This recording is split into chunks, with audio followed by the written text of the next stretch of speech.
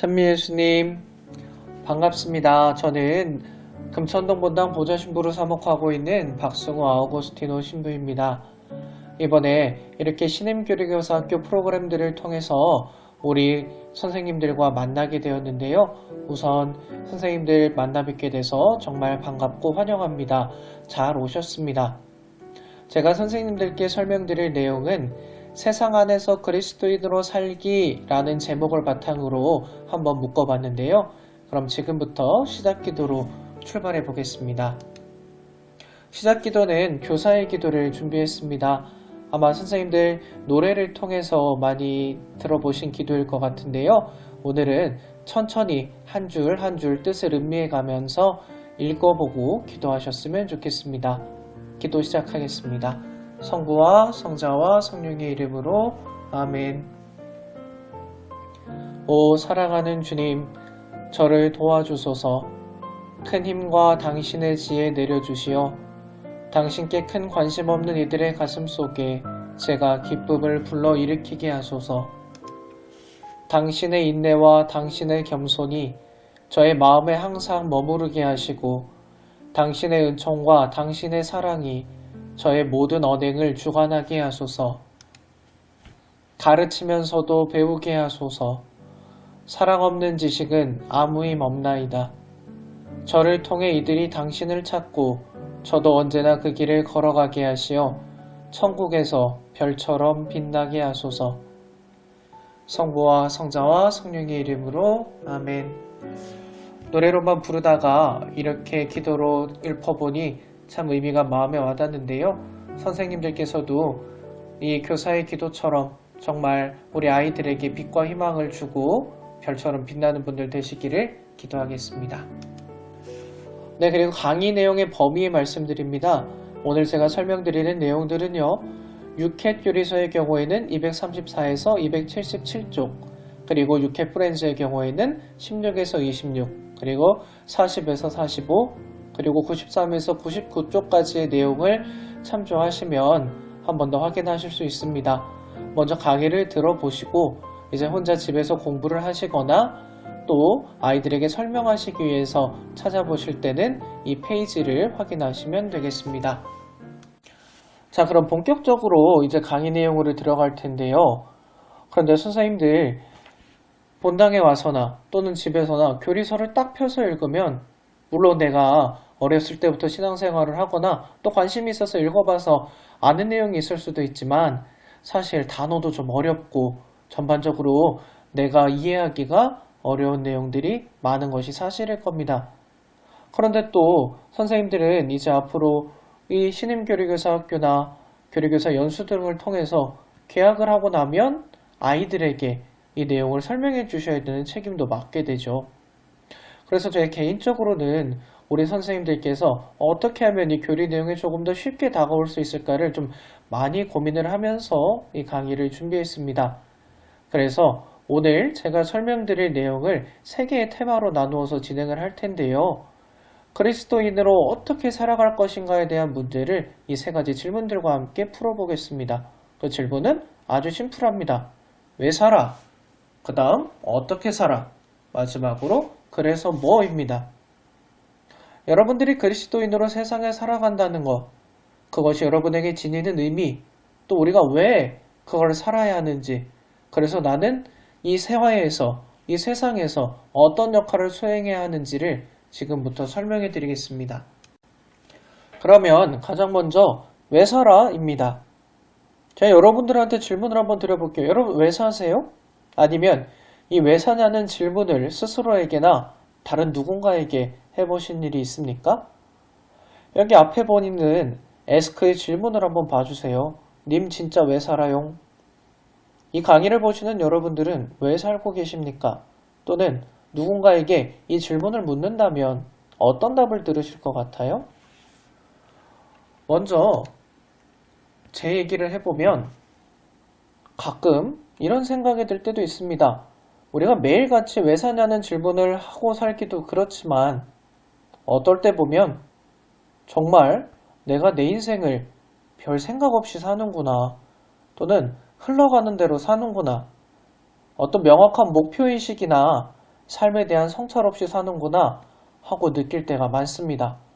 여러분들도 여러분의 일상을 한번 떠올려 보십시오. 그냥 집, 학교, 성당, 또 알바, 여러 가지 이렇게 일정으로만 표시했을 때 우리 삶은 특별하게 할 말이 없을 것 같습니다. 여기 화면에서 호머 심슨이 이야기하는 것처럼요. 그런데 거꾸로 난 생각 없이 살거든 이렇게 얘기하는 심슨과 달리 우리 스스로에게 나는 정말 왜 살아가고 있을까? 또는 무엇을 위해 살아갈까? 이런 질문을 한번 던져보는 것도 굉장히 중요할 것 같습니다. 우리가 우리 삶에 의미를 명확하게 부여하고 설명할 수 있을 때 나는 내 삶을 소중히 여기고 또 하느님께서 주신 생명 역시 기쁘게 살아가는 것이라고 할 수 있기 때문입니다.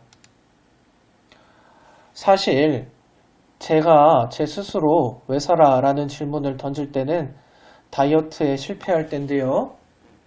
아무래도 밤에 혼자 배가 고플 때 뭘 자꾸 먹는 제 스스로를 보면서 머릿속으로는 운동해야지, 살 빼야지 하면서 하지만 뭣도 모르게 나도 모르게 간식을 먹고 있는 저를 볼 때 정말 넌 왜 사냐 이렇게 이야기를 하곤 합니다. 하지만 우리는 이렇게 자조 섞인 질문을 던지기도 해야겠지만 이 질문을 보다 깊이 있게 들어가 볼 필요도 있겠죠. 그러면 우리 교리서에서는 어떻게 이야기하고 있느냐? 우리는 모두 행복을 위해서 살아갑니다. 여러분들은 그러면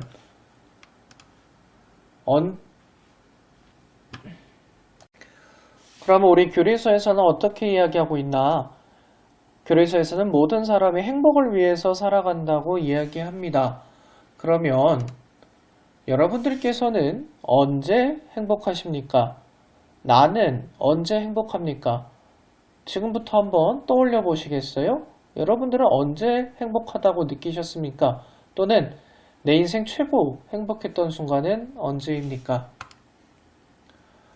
그런데 저 스스로 돌아볼 때 또는 다른 많은 친구들 또는 사람들의 이야기를 들을 때 우리는 나는 이때 행복했어 라고 과거를 회상하는 경우 또는 나는 지금 행복해 라고 말하기보다는 나는 뭐가 있으면 행복할 것 같아. 나는 여기에 살아야 행복할 것 같아. 나는 이렇게 돼야만 행복할 것 같아. 라고 가정형이나 어떤 미래형의 문장을 표현하는 경우를 많이 볼 수 있는데요. 대표적인 예로 가장 왼쪽에 보이는 것처럼 난 정말 돈이 많으면 하고 싶은 것도 마음대로 하면 그제서야 행복할 것 같아. 또는 정말 이렇게 으리으리한 집에 고층 빌딩에 높은 데서 살아야 행복이 올 것 같아. 또 마지막으로 이런 연예인하고 사귀거나 또 연예인처럼 되어야 행복할 것 같아.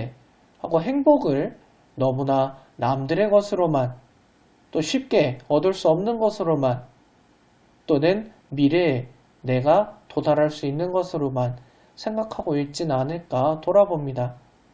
그러면 여러분들의 행복은 어떻습니까? 여기서 보이는 이 세 가지의 것들 또는 다른 많은 사회 이야기들과 유사합니까? 아니면 거리가 있습니까? 그러면 교회에서는 어떻게 이야기하느냐? 교회는 사람이기 때문에 행복할 수 있다고 이야기합니다.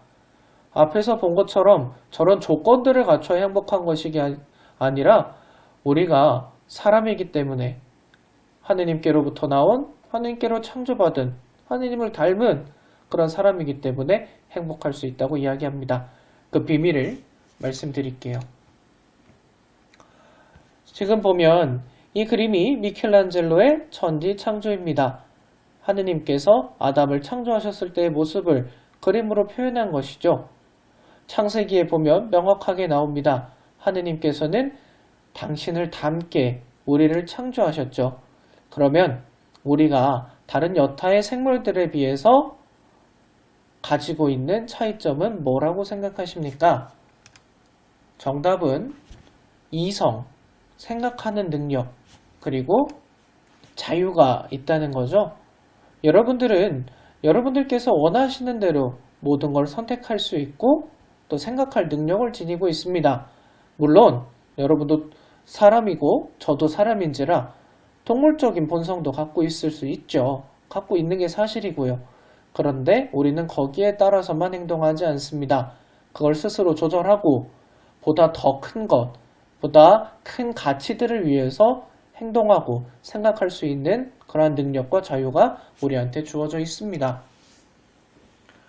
그리고 그렇게 주어진 능력들을 통해서 하느님께로 나아갈 수 있는 존재가 우리 사람, 곧 인간이죠. 교회에서는 사람에 대한 이해의 출발점을 이렇게 놓고 있습니다. 여러분들도 여기에 동의하십니까? 아니면 좀 받아들이기가 어려우신가요? 왜 그런지 한번 짚고 넘어가면 좋겠습니다. 그럼 한 가지 더 생각해 볼 것이 있죠. 만약에 앞에서 본 것처럼 어떤 세상에 주는 많은 가치들이 또 그런 걸 소유하는 것이 행복이 아니라면 우리에게 진짜 행복이 무엇인가에 관한 질문입니다. 그러면 이 진짜 행복에 관한 답은 누가 주실 수 있을까요? 바로 화면에 보이는 것처럼 예수님께서 주셨습니다. 마테오복음 5장 3절부터 12절의 내용을 보면 참 행복 선언이 등장하는데요. 복음서의 요약이라고도 불리는 내용입니다. 그런데 우리가 한번 바라봐야 될 것은 여기서 예수님께서 소개하시는 행복하다라는 사람들의 모습입니다.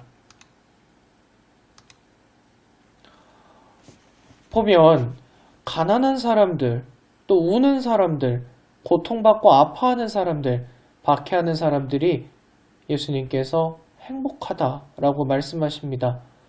여러분들께서는 이 내용에 동의가 되시나요?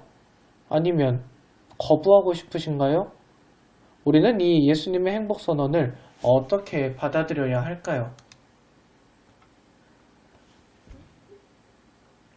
우리가 세상의 눈으로만 그러면 예수님께서 말씀하시는 진정한 행복이란 무엇일까요? 우리 마테오복음 속에 참 행복 선언을 다시 한번 읽어보면 좋겠습니다. 그리고 그 구조에 집중해 봤으면 좋겠는데요. 먼저 내가 지금 현실이 힘들고 슬프고 어렵고 박해를 받습니다. 하지만 그 현실 위에 예수님의 말씀이 선포됩니다. 그리고 그 말씀 다음으로 예수님께서 행복을 약속하시죠. 그럼 이 구조를 통해서 우리가 볼 수 있는 건 무엇이냐? 내가 내 현실에 너무 사로잡히지 않을 때, 아무리 힘들어도 예수님 말씀을 듣고 믿고 행복을 향해 나아가려고 할 때 우리는 주님과 함께 변화하는 삶을 살아갈 수 있다는 것입니다. 그러면 그 변화의 목적은 무엇이냐? 바로 내가 사랑의 공동체에 머무는 것이죠. 나는 결코 혼자 힘든 것이 아닙니다. 결코 혼자 우울한 것이 아닙니다. 혼자 박해받는 것이 아닙니다.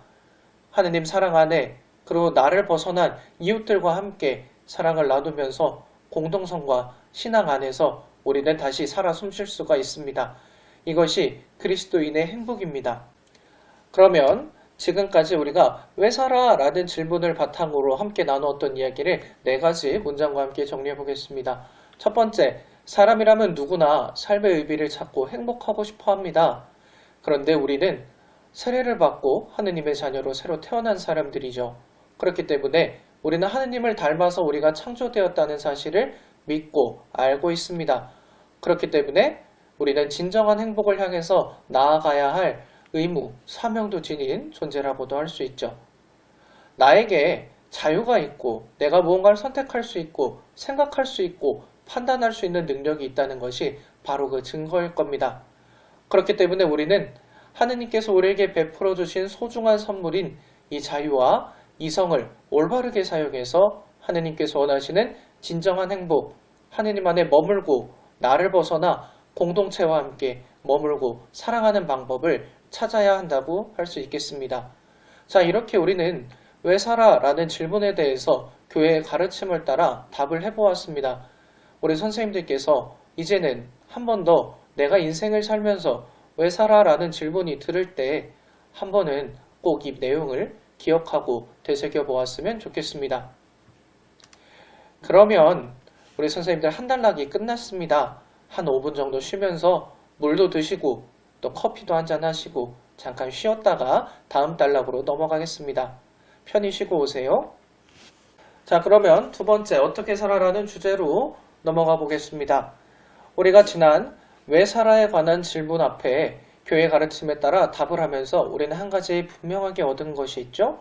세상은 나 혼자 사는 게 결코 아니라는 거.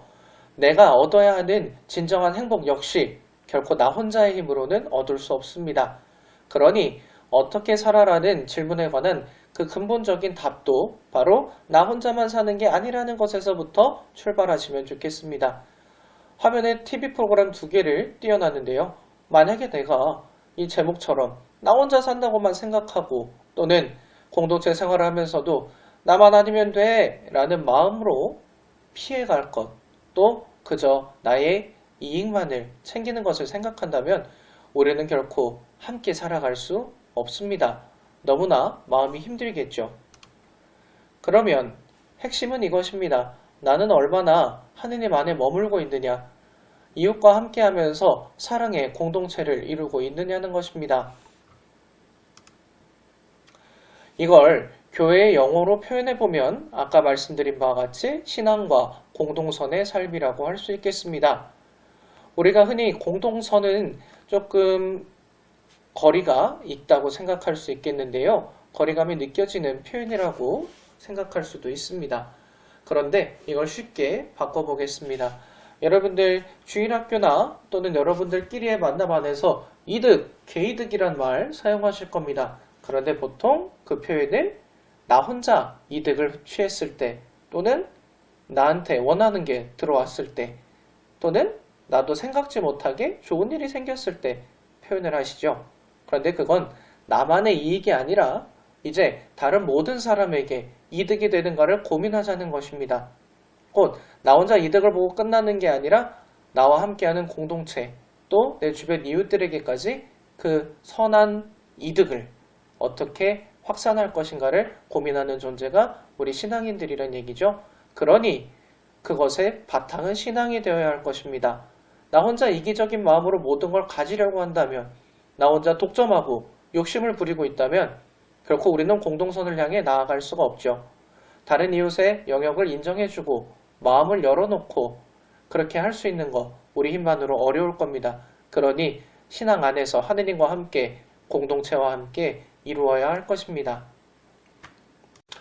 그리고 이 신앙과 공동선이라는 주제는 화면에 보이는 것처럼 우리 프란치스코 교황님께서 많은 가르침과 회칙 또 강론을 통해 우리에게 강조하고 계신 부분입니다.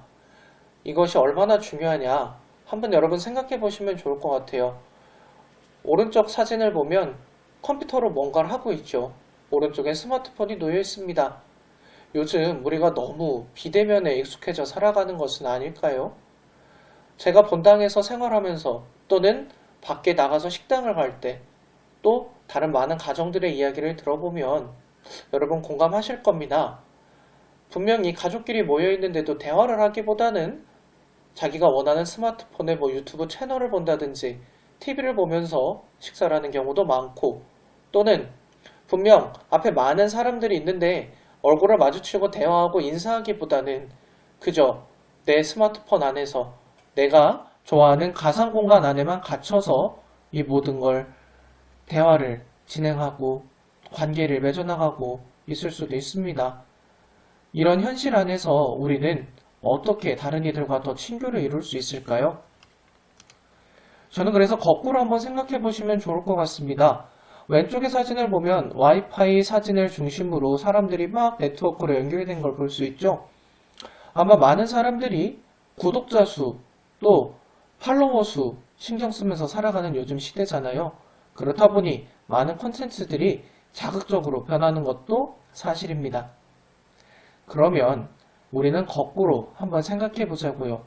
내가 이렇게 온라인상에서 가상 공간에서만 만나던 사람들과의 관계를 현실로 돌릴 수만 있다면 실제로 만나서도 서로 배려하고 존중하면서 아름다운 공동체를 이루어갈 수 있다면 얼마나 좋겠습니까? 그런데 여기서 짚고 넘어가야 할 것이 있죠. 가상 공간의 내 모습과 현실의 내 모습이 다를 수 있다는 거 인정해줘야 합니다. 만약에 내가 그 가상 공간에 있는 뽀샵이 된 내 모습, 다른 사람들이 보기 좋게 편집이 된 내 모습만 나라고 생각한다면 결코 우리는 우리 마음의 방을 넘어서 다른 사람들과 진정한 친교를 이룰 수 없겠죠. 그래서 우리 선생님들부터 아이들을 만날 때 온라인으로 만날 수도 있지만 직접 성당에서 뛰어놀며 만나고 서로의 이야기를 듣고 존중하는 방법을 함께 나누어 보면 어떨까요? 이렇게 살아가는 모습, 가상의 현실이 아니라 하느님의 말씀에 따라서 교회의 가르침에 따라서 우리 공동체 안에서 실제로 친교를 이루려는 선생님들의 노력이 각 본당의 주일학교에 또는 선생님들 개인의 삶에 참 많은 영향을 줄 것이라고 생각합니다.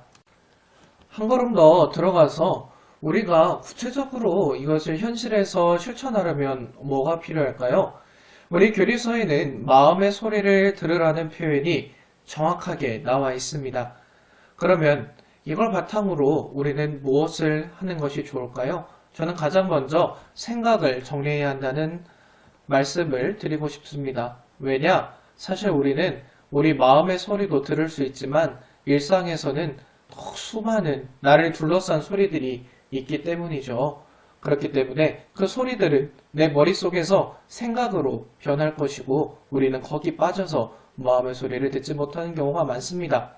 그래서 가장 먼저 멈춰서 내 생각을 정리해 볼 필요가 있겠죠. 이 사진에서 보는 것처럼 나를 둘러싸고 있는 것이 무엇이 있는지 쭉 살펴보는 것도 굉장히 필요합니다. 그저 내가 머릿속으로 바쁘다, 많다, 해야 한다, 스트레스 받는다는 생각만 짓고 사는 게 아니라 하나하나 기록해 보면서 또 짚어보면서 과연 나는 무엇을 하고 있는지, 뭐가 이렇게 힘든지, 왜 나는 이걸 힘들어 하는지 돌아볼 시간이 우리 자신한테 꼭 필요할 겁니다. 그렇기 때문에 그걸 바탕으로 정리하고 난 우리 마음속에 침묵이 스며들도록 노력해야 합니다. 내가 침묵하지 않는다면 내가 지금 나의 상황을 돌아보고 잠시나마 하느님과 머물기 위해서 내 마음속 소리, 외부의 많은 소음들과 이별하지 않는다면 우리는 결코 침묵 속에 머물 수 없습니다. 그리고 침묵에 있는 것이 우리가 얼마나 익숙하지 않은지 여러분들 잘 아실 겁니다. 조금만 불안해도 스마트폰을 짚고 있거나 조금만 불안해도 음악을 틀거나 조금만 혼자 있다는 생각이 들어도 이어폰을 끼고 계시지는 않은가요? 여러분들 일상을 잘 돌아보면서 과연 나는 침묵에 얼마나 익숙한지 또 침묵을 찾는지 돌아보시면 좋겠습니다. 그렇게 침묵이 완성된다면 하느님 안에 여러분 스스로를 잘 돌아보시면 좋겠습니다. 매일 하느님께서 주시는 생명, 시간을 어떻게 채우고 어떻게 살아가는지 머릿속으로 잘 생각하고 삶으로 실천할 수 있는 걸 정해보셨으면 좋겠습니다. 그럴 때 우리는 진정으로 내가 원하던 것, 나 자신이 바라는 것, 마음속 소리를 잘 듣고 이웃을 향해서 하느님을 향해서 나아가는 가장 기초적인 그런 영역을 마련할 수 있을 것입니다. 그렇게 우리가 연습하는 것, 침묵하는 것, 나를 돌아보는 것, 그리고 나의 일상을 계획하는 것, 그것이 바로 하느님께 시간과 공간을 내어드리는 연습이라고 할 수 있습니다. 많은 분들이 이런 이야기를 하시죠. 신부님, 기도는 하느님과의 대화가 아닌가요? 과연 여러분들 대화를 하고 계신가요? 아니면 일방적인 독백이나 청원을 하고 계신가요? 내가 대화를 한다라는 건, 기도를 한다라는 건 하느님께 나의 시간과 공간을 내어드릴 때만 가능할 겁니다. 여러분들 실제로 인간관계를 생각해 보세요.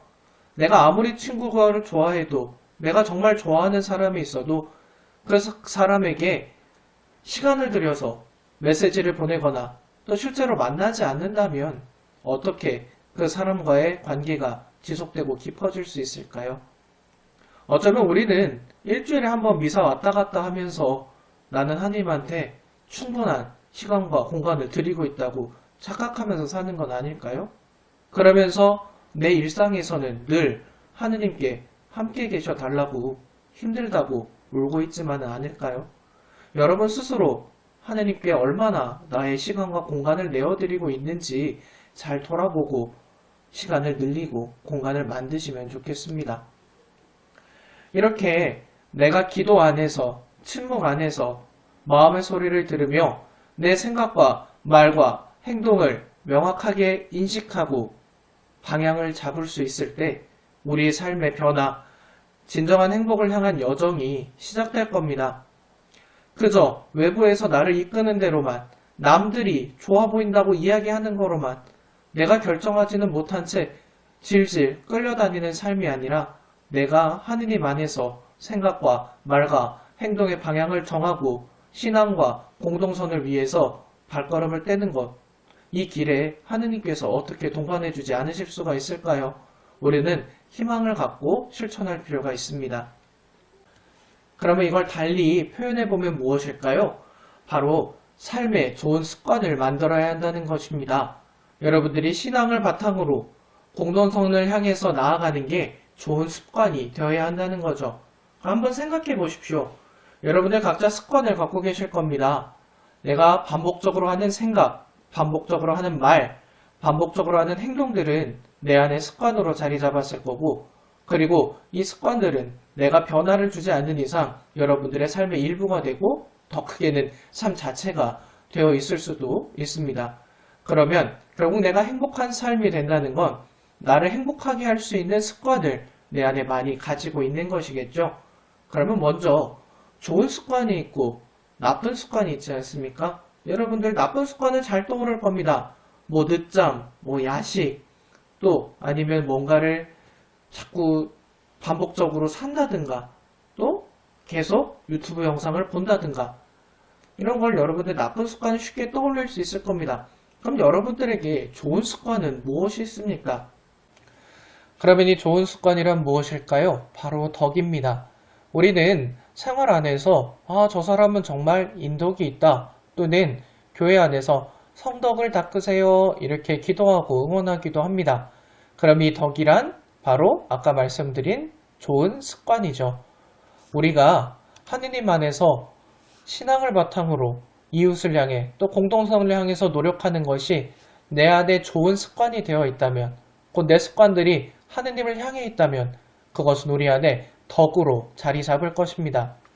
그러면 지금부터 교회에서 이야기하는 덕들에는 어떤 것이 있는지 구체적으로 설명을 드려볼게요. 먼저 앞에 보이는 네 가지, 현명, 정의, 용기, 절제는 사추덕이라고도 하는데요. 내가 삶에서 의지적으로, 이성적으로 실천할 수 있는 것들입니다. 먼저 현명입니다. 내가 무엇이 더 하느님 뜻에 맞고 무엇이 더 내 신앙의 바탕을 두고 공동선을 위한 것인지 잘 가려내고 식별할 수 있는 그런 지혜, 그것은 현명이라고 합니다. 내가 그걸 연습해야겠죠. 내가 그것을 더 생각해야 되고 더 가치관이 될 수 있도록 나의 길을 바로 잡아야 할 것입니다. 그 다음 정의요. 나 혼자 모든 것을 독식하고 나의 이득만을 취하는 것이 아니라 다른 소외된 사람들, 또 내가 이것을 취했을 때 다른 이웃에게 어떠한 영향이 갈지 고민하고 공정하게 분배하는 것, 그렇게 해서 균형을 이루는 것, 그것이 바로 정의입니다. 그 다음 용기요. 내가 가진 힘과 능력들을 나만 위해서 쓰는 게 아니라 소중한 가치들을 지키고 내가 쌓아온 좋은 습관들, 신앙과 공동선을 지키기 위해 사용하는 것, 그럴 때 용기를 표현하는 것, 그것이 용기입니다. 마지막으로 절제요. 너무나도 잘 아시겠지만 우리는 하고 싶은 것들이 참 많습니다. 욕심도 많고 욕망도 많습니다. 하지만 그것을 하느님을 위해서 참을 수 있고 또 이웃을 위해서 조절할 수 있는 그 마음을 갖는 것, 그리고 그것을 실천해서 내 삶의 일부로 만드는 것, 그것이 덕입니다. 이 네 가지를 우리는 사추덕이라고 부르고요. 습관으로 만들어서 실천해야 할 것들이라고 생각하시면 좋겠습니다. 그 다음에 설명드리는 것이 바로 믿음, 희망, 사랑의 세 가지 덕, 곧 향주 삼덕입니다. 향주, 주님을 향하는 삼덕, 세 가지 덕인데요. 앞선 사추덕과 이 믿음, 희망, 사랑의 차이점은 바로 하느님께서 베푸시는 것이라고 할 수 있습니다. 예를 들어서 내가 아무리 용기를 내고 아무리 절제를 하고 아무리 지식을 많이 갖췄을지라도 하느님께서 이 세 가지 은총으로 우리와 함께 하시지 않는다면 우리는 결코 하느님을 향한 덕을 완성할 수가 없다는 거죠. 다시 말해, 내가 믿고 싶다고 믿는 것이 아니고, 내가 희망한다고 희망하는 것이 아니고, 내가 내 맘대로 사랑한다고 사랑하는 것이 아니라 하느님 안에서 하느님이 원하시는 대로 내 덕이 쌓일 수 있도록 늘 기도하는 마음으로 우리 습관을 만들어야 한다는 것이 우리가 이 사추덕과 향주 삼덕을 통해서 우리가 마음에 새기고 실천해야 한다는 사실입니다. 그러면 정리해 보겠습니다. 네 가지 문장으로 또 정리를 할 건데요. 첫 번째, 시작부터 우리 늘 얘기했죠. 우리는 결코 홀로 세상을 살아가는 것이 아닙니다. 하느님과 이웃과 함께 살아갑니다. 두 번째, 하지만 우리가 바삐 세상을 살아가면서 그걸 많이 놓치는데 이 사실을 깨닫기 위해서는 반드시 침묵과 기도가 필요합니다. 세 번째, 그래서 스스로를 돌아보며 좋은 습관, 덕들을 쌓을 때 네 번째, 하느님의 은총 안에서 우리는 신앙과 공동선을 위한 삶을 잘 살아갈 수 있습니다. 그리고 그것이 바로 우리의 진정한 행복으로 나아가는 길이라는 거 잘 알고 계실 겁니다. 그러면 이렇게 두 번째 단락도 끝이 났으니 선생님들께서도 잠시 쉬시고 오시면 좋겠습니다. 잠깐 쉬었다가 마지막 세 번째 이야기 나누도록 하겠습니다. 고맙습니다. 자, 이제 마지막 그래서 뭐 출발해 보겠습니다. 우리가 첫 번째 시간에 왜 살아? 라는 질문 아래서 여러분들 어떻게 사는 게 정말 행복한 삶인지, 내가 뭐를 행복으로 생각하며 살아가는지 돌아보고 교회 가르침을 약간 배웠고요. 두 번째, 어떻게 살아? 에서 보다 구체적으로 교회 가르침들을 통해 내가 신앙과 공동선을 향해서 어떤 방법을 통해 살아갈 수 있고 습관을 들이고 덕을 만드는 것이 무엇인지 알아봤습니다.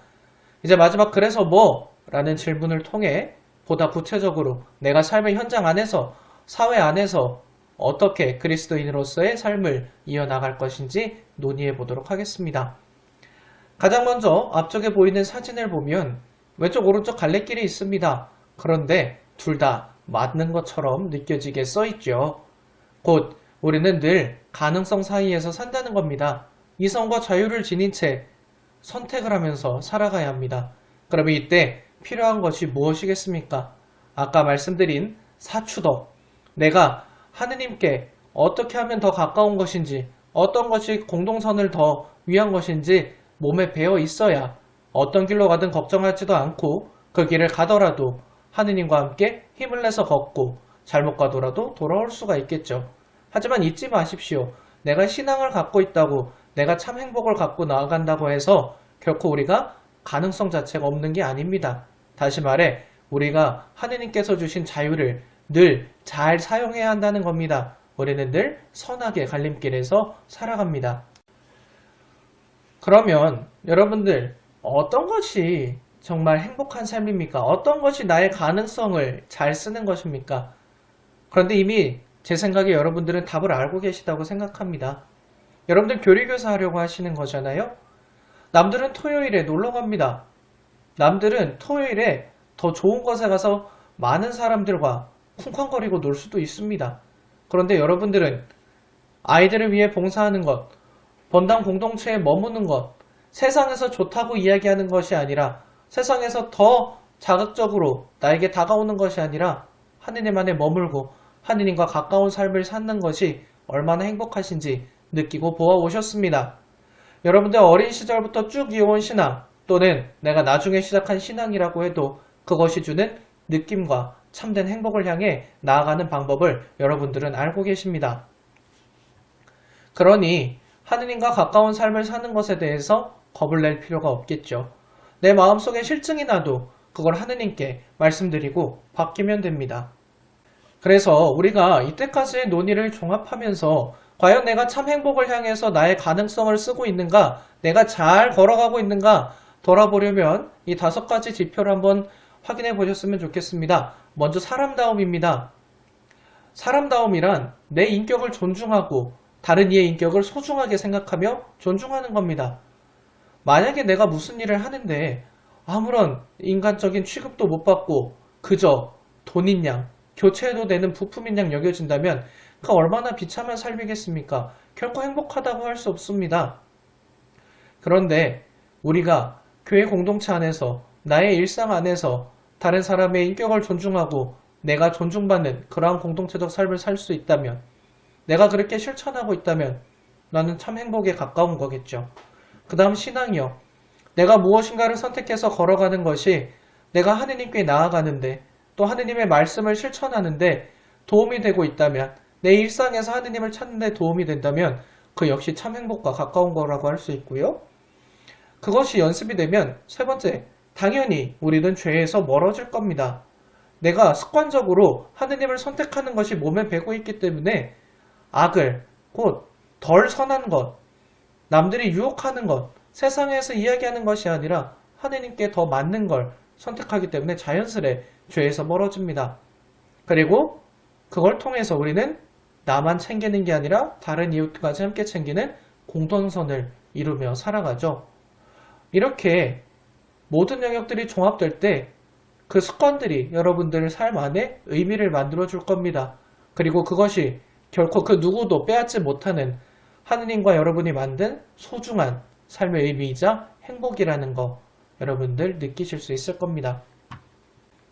그러면 하느님과 멀게 산다는 거, 멀어진다는 건 뭘까요? 당장 성당에 안 나오는 걸 포함해서 내가 일상에서 하느님이 안 계신 양 충분히 살 수 있습니다. 또는 내가 일주일에 한 번씩 성당 왔다 갔다 하면서 일상생활은 전혀 하느님이 안 계신 것처럼 행동할 수도 있죠. 왜? 우리에겐 자유와 이성, 가능성이 있기 때문이죠. 근데 만약에 그게 습관이 되면 어떻게 될까요? 당연히 우리는 이기주의에 빠질 수밖에 없습니다. 왜냐?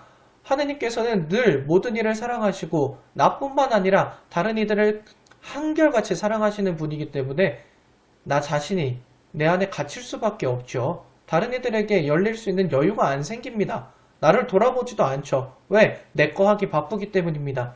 그러니 두 번째, 자연스럽게 유혹에 넘어갈 수밖에 없습니다. 유혹은 틀린 말만 있는 게 아닙니다. 몇 퍼센트의 맞는 말에 틀린 부분을 섞어서 사실을 왜곡하는 것이 유혹의 핵심이기 때문인데요. 이렇게 하면 될 것 같아. 또는 이 정도야. 라는 말로 우리 스스로를 많이 넘어뜨릴 겁니다.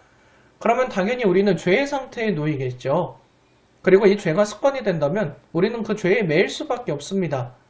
내가 내 삶을 선택하고 하느님과 함께 기도 안에서 바꿀 수 있는 가능성이 있었는데 이런 것들이 몸에 배는 순간 우리는 좋은 습관을 가진 것처럼 악한 습관이 돼서 나 스스로 나를 바꾸지 못할 수도 있습니다.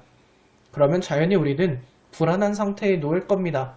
내가 내 삶을 결정하지 못하고 내가 하느님께 기도하지 못하고 그저 남들이 시키는 대로 또는 남들이 좋다고 이야기하는 대로 아무런 생각 없이 끌려다니는 삶을 살 수밖에 없죠.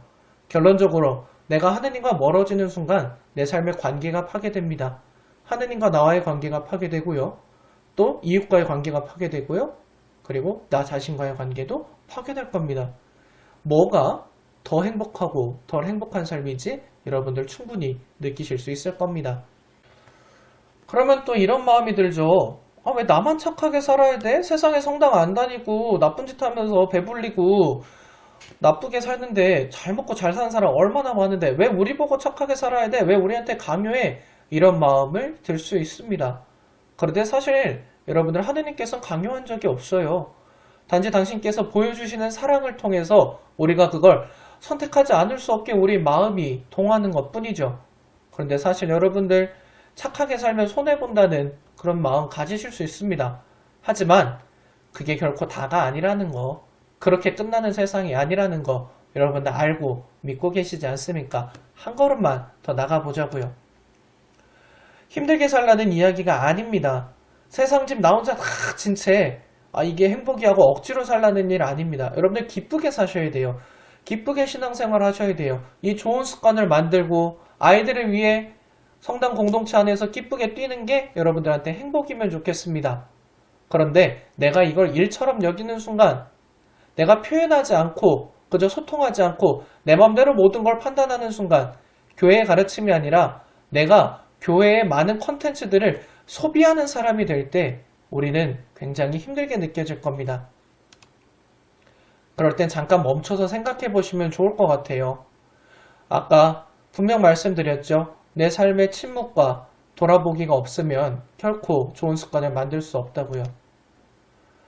생각을 조금만 바꿔보십시오. 나부터 실천해보는 겁니다. 세상이 그렇지 않을지라도 다른 그런 나쁜 사람들이 배불리고 잘 사는 것처럼 보일지라도 겉에만 그런 것일 가능성이 높잖아요.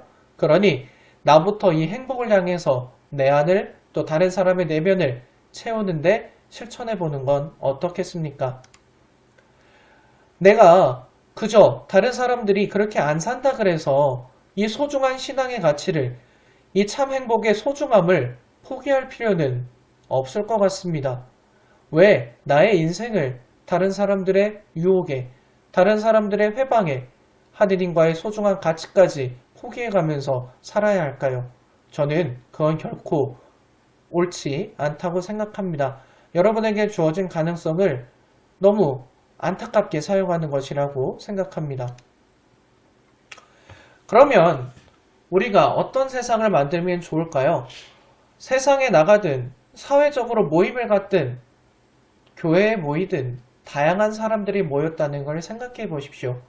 그런데 신기한 건 여러분들과 함께 모인 많은 교우들, 또 이렇게 강의를 함께 듣는 교리교사들, 또 성당의 신부님들, 수녀님들, 모든 사람들이 교회 가르침 안에서 다른 세상의 어떤 사람들과 비해서라도 공동성을 향해 노력하는 마음이 요만큼이라도 더 크게 있는 사람들이라는 거를요.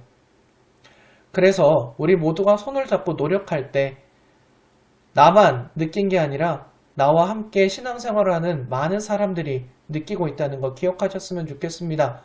그래서 나부터가 실천할 때 나의 그 행동을 보고 교회의 많은 사람들, 여러분들은 교리교사로서 아이들만 상대한다고 생각할 수 있겠죠.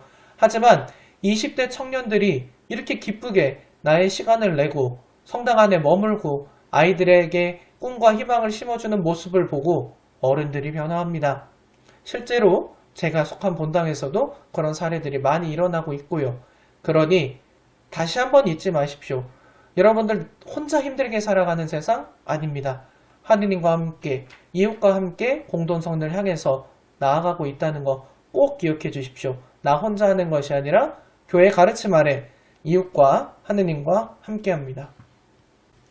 그래서 여러분들이 가능성으로 이룰 이 참 행복, 하느님과 이웃과 함께 이루는 참 행복은 사실 나 혼자 하는 게 아닙니다. 내가 먼저 실천할 때 나의 이 모습들을 보고 다른 사람들이 함께 꿈을 꾸는 하느님 나라가 선포되는 그러한 모습이 여러분들 안에 이루어질 것입니다. 그리고 그것이 여러분들을 참 행복으로 이끌어 갈 것입니다. 그러니 서로 존중하고 연대하는 공동체를 만들어 주십시오. 세상에서처럼 편가르고 또 평가하고 쟤는 저렇고 얘는 나랑 비슷하니 붙고 이런 공동체가 아니라 서로의 다름을 인정하고 뭐든 해도 괜찮아 하는 마음으로 교리교사 공동체 또 주일학교 공동체를 이루어 주십시오. 우리가 서로 존중하고 연대할 때 우리 공동체부터 나부터 변화할 수 있습니다. 그 공동체의 모습은 바로 이 5가지 비커가 서로 다른 모습을 하고 있을지라도 물의 양을 같이 채우는, 또 모자라면 더 서로 채워주고 서로가 마음과 마음으로 연결되어서 깊이 있게 채워주는 공동체를 만들어줄 것입니다. 그리고 그 차오르는 것은 여러분의 신앙과 행복이겠죠. 우리는 자유롭게 하느님의 뜻을 따르고 있습니다. 억지로 하지 않으셨으면 좋겠습니다. 교리교사를 일처럼 느끼시지 않으셨으면 좋겠습니다. 내가 참 행복을 향해 나아가는 이 길에서 이 교리교사라는 활동이 나에게 도움이 되고 연습이 되고 가치 있는 것이라고 늘 생각해 주셨으면 좋겠습니다. 만약에 그것이 어렵다면 함께 기도하고 소통하고 이겨내면서 이 길을 함께 걸어갔으면 좋겠습니다. 그러면 우리는 하느님께서 은총과 사랑으로 우리를 이끄시고 계신다는 거 분명 발견할 수 있을 겁니다. 내가 아버지 하느님께서 너무나 나를 사랑하시는데 예수님이 보여주신 길을 따라서 걷는다는데 세상에 그 어떤 부모가 나를 챙겨주지 않겠습니까? 그런데 하느님께서는 내 머리털 하나까지도 다 헤아리고 계신 분이죠. 여러분들의 고민하는 그 마음, 교리교사 하면서 느끼는 어려움들 하느님 이미 다 알고 계실 겁니다. 하지만 내가 하느님의 그 부르심에 기꺼이 응답하는 모습을 보이면 여러분들의 행복, 여러분들의 앞길을 하느님께서 얼마나 잘 열어주시겠습니까? 저는 이거는 확신합니다. 자, 마지막으로 정리해 보겠습니다. 첫 번째, 신앙과 공동선을 위한 삶은 결코 나만 편안한 삶과는 다릅니다. 힘들 수 있습니다. 하지만 가치 없는 삶이 아닙니다. 두 번째, 세상에는 이렇게 살지 않는 사람도 많다고 느껴질 수 있습니다. 내가 마음 힘들 수 있습니다. 세 번째, 하지만 나부터 내가 실천하면서 함께 신앙을 지닌 사람들과 노력하면서 살아가는 것, 이것이 우리가 지닌 참 행복의 가치, 신앙의 가치를 잘 살리는 길일 겁니다. 네 번째, 그렇게 해서 우리가 하느님 은총과 사랑 안에 머무른다면 우리는 세상 안에서 그리스도인으로 참되게 살아가고 하느님의 은총 안에 머무른 교리교사이면서도 가장 훌륭한 신앙인으로 거듭날 것이라고 생각합니다. 마지막으로 정리해 보겠습니다. 여러분들 왜 사십니까? 여러분들 어떻게 사실 겁니까? 그래서 여러분들의 구체적인 현실은 어떻게 바꾸실 겁니까? 오늘 이렇게 나눈 교회 가르침들 안에서 여러분들의 삶의 지표들이 자리 잡혔으면 좋겠고요. 여러분들의 신앙생활과 일상생활이 교리교사 활동과 함께 신앙 안에서 깊어지는 은총 가득한 삶이 되기를 저도 기도하겠습니다. 먼저 왜 살아입니다. 신앙 안에서 사랑과 공동선을 이루며 참 행복을 얻기 위해서 우리는 살아갑니다. 다음, 어떻게 살아갑니다.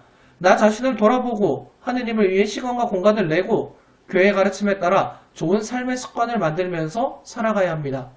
마지막으로 그래서 우리는 이렇게 신앙 안에서 하느님과 이웃과 살아갈 때 우리는 가장 인간답고 행복한 삶, 은총과 거룩함이 있는 삶을 살 수 있습니다. 이거 꼭 머릿속과 마음속에 넣어놓고 되새겨 주시면 좋겠습니다. 이 강의 내용 모두 기억하기 어렵다면 이 세 가지 질문에 대한 여러분의 답 갖고 계셨으면 좋겠습니다. 왼쪽이 지난 10월 3일 교리교사의 날 때 우리 본당 공동체 교리교사 선생님들과 찍은 사진입니다. 천주께 감사. 우리 본당 선생님들이 1년간 또 신앙학교 안에서 특별히 많이 체험했던 하나의 메시지입니다.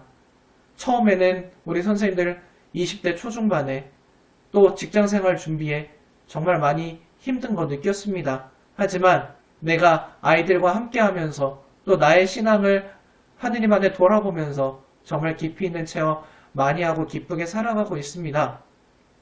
여러분들도 하실 수 있습니다. 야 너두가 아니라 야 나두가 되었으면 좋겠습니다. 너도 할 수 있어. 남에게 권하는 것이 아니라 내가 하면서 행복한 교리교사 생활 되시기를 저도 간절히 기도하겠습니다. 또 다른 자리에서 행복한 얼굴로 다시 만날 때까지 건강하시면 좋겠습니다. 마침 기도하겠습니다. 아침 기도에 들어있는 봉헌 기도죠. 이 기도를 통해서 여러분들이 하느님께 나 자신을 내어 바친다는 것, 기쁘게 살아간다는 것이 무엇인지 생각해 보시면 좋겠습니다. 성부와 성자와 성령의 이름으로 아멘. 하느님 저를 사랑으로 내시고 저에게 영원 육신을 주시어 주님만을 섬기고 사람을 도우라 하셨나이다. 저는 비록 죄가 많사오나 주님께 받은 몸과 마음을 오롯이 도로 바쳐 찬미와 봉사의 제물로 드리오니 어여삐 여기시어 받아주소서. 아멘. 성부와 성자와 성령의 이름으로 아멘. 긴 강의 경청해 주신 모든 분들 진심으로 감사드립니다. 늘 하느님 안에 건강하시길 기도합니다. 고맙습니다.